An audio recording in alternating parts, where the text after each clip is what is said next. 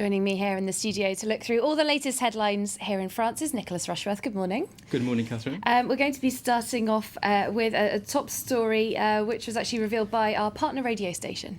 Well, that partner radio station is Radio France International, RFI, and it's been working in cooperation with Libération on a story concerning Africa, Mali. Specifically there you can see the front page. And if we look at the headline there, AQIM, la stratégie cachée. Now, AQIM is the Al-Qaeda in the Islamic Mahgreb. In English, we know it as AQIM, don't we, Catherine?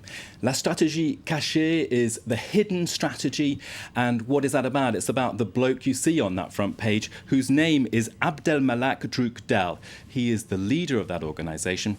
Now, RFI and Libération have got hold of an 80-page document signed by him, which says that the plans for AQIM are to create an Islamic State in Mali. It wants to have wider control of the region. It wants to do so actually by being softly in a way, not imposing Sharia law brutally, but actually building ties with other militant groups and not drawing the attention of the West.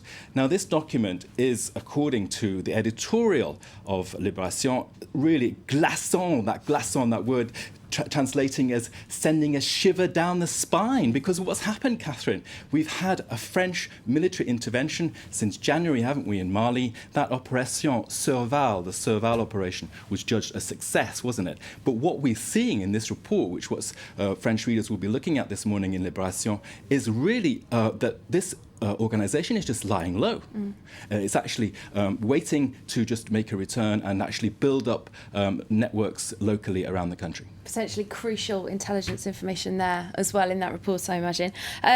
There's an exclusive for Libération. What about in the other newspapers? Well, it's that man again, isn't it? It's not the President, François Hollande, and it's not even the former President, Nicolas Sarkozy. It is the Interior Minister, Manuel Valls, who makes the buzz day after day. We keep seeing him, don't we? We do, and we'll see more of him. He's a hard-line Interior Minister. We've seen them before in France. Manuel Valls has made a lot of noise about comments about the Roma community, hasn't he? In which he says they're not compatible, really, with French life, and they should go back home, wherever that is. Now, he now is actually going to set out on a campaign tour around the country. Le Figaro is reporting on that, going to various places, which coincidentally are strongholds or places of strong support for the National Front, the far right. So there you can see there the headline that with his good surveys, he's going on this anti-National Front tour.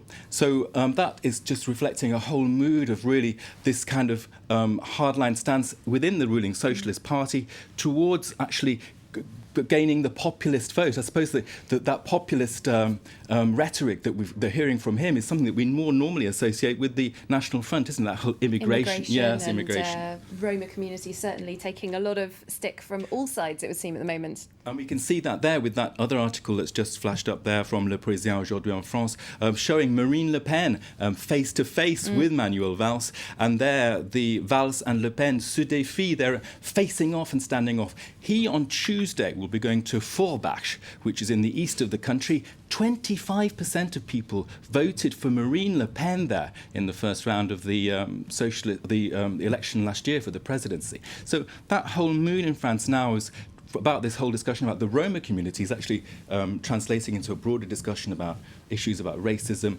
and immigration. Look at this article in Aujourd'hui en France. We've got there another survey, not 71% support for Manuel Valls, the Interior Minister, which we saw on Sunday, as Paul was saying that. Instead, we've got here, look, 2 out of 3 of French people believe that racism in the country is growing up, ça augmente, it's increasing. And that's compared to 30 years ago. The surveys there saying that to be a Muslim today in France is just so much more difficult compared to 20 years ago. So there's a feeling in the papers this morning about racism, immigration. It's getting a little bit nasty and oversensitive. And what are the links between those issues? Some very interesting figures you've brought up for us there. Thanks very much, Nicholas Rushworth, with that look through the French newspapers here on France 24.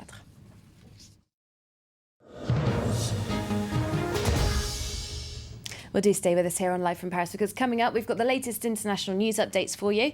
And in our focus segment, find out how pigeons, yes, pigeons, are helping to solve the riddle of Los Angeles gang culture. Stay tuned.